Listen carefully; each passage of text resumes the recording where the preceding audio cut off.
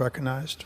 Well, Mr. Speaker, thank you very much, and I thank Chair Kim. What a marvelous signal it sends to the world and to the United States to have young Kim as our chair in the Foreign Affairs Committee of East Asia, our subcommittee, a young woman born in South Korea, a proud American citizen, a proud American mom, and now member of Congress and spectacular chair. So thank you, Chair Kim, for yielding the time. And to my other friend from California, Mr. Sherman, I think you've made some outstanding arguments on behalf of our bill, and thank you for being an original co-sponsor on H.R. 55 for the Taiwan Conflict Deterrence Act. I modeled this bill on the Holding Iranian Leaders Accountable Act, which the House passed this spring and included in our national security package, and President Biden signed it into law this spring. The idea is very straightforward.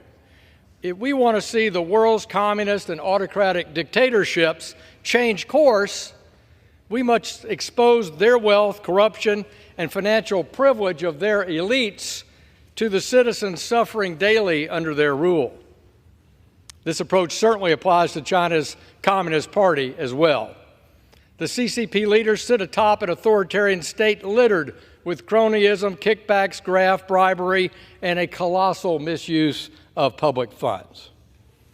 If China chooses to attack the free people of Taiwan, H.R. 55-4 requires the Treasury Secretary to publish the illicit assets of Beijing's senior-most leaders, including the names of financial institutions and maintaining accounts.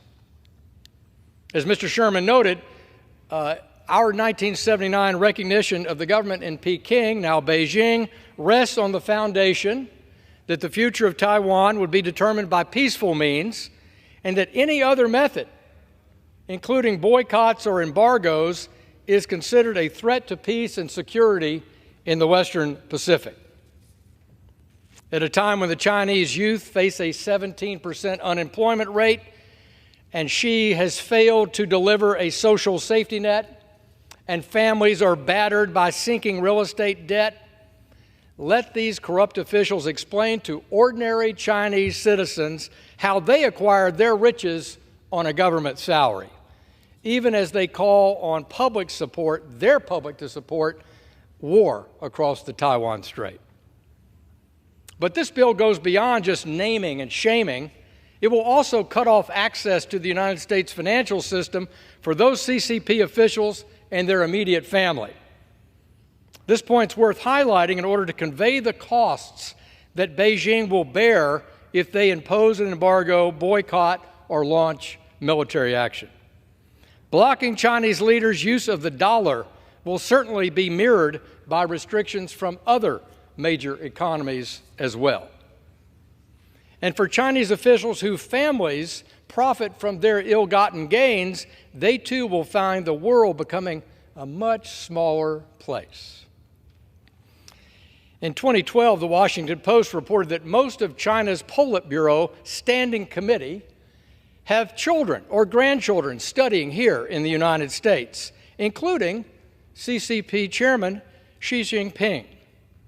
Such privileges will be put in jeopardy if China decides to act against Taiwan. H.R. 55-4 guarantees it. Let me underline one other detail of this legislation which is central to how it works. The bill triggers reporting on China's leadership, but it also contains exemptions for those who cooperate with the United States. If Chairman Xi engages in hostilities against Taiwan, the asset report required by this bill might leave out a number of his colleagues. But is this because the Treasury Secretary simply targeted other individuals, or because the unnamed officials turned state's evidence, earning themselves an exemption from the U.S. sanctions? No one in the CCP will ever know for sure.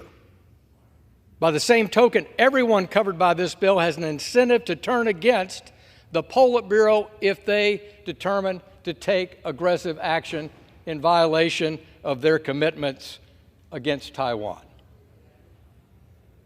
before it's too late for them and they see their finances laid bare. The legislation treats the CCP like the kleptocratic, centrally planned communist state that it is. The same way we frequently have defeated organized crime, sowing distrust and paranoia. We must do the same in Beijing if China moves against Taiwan.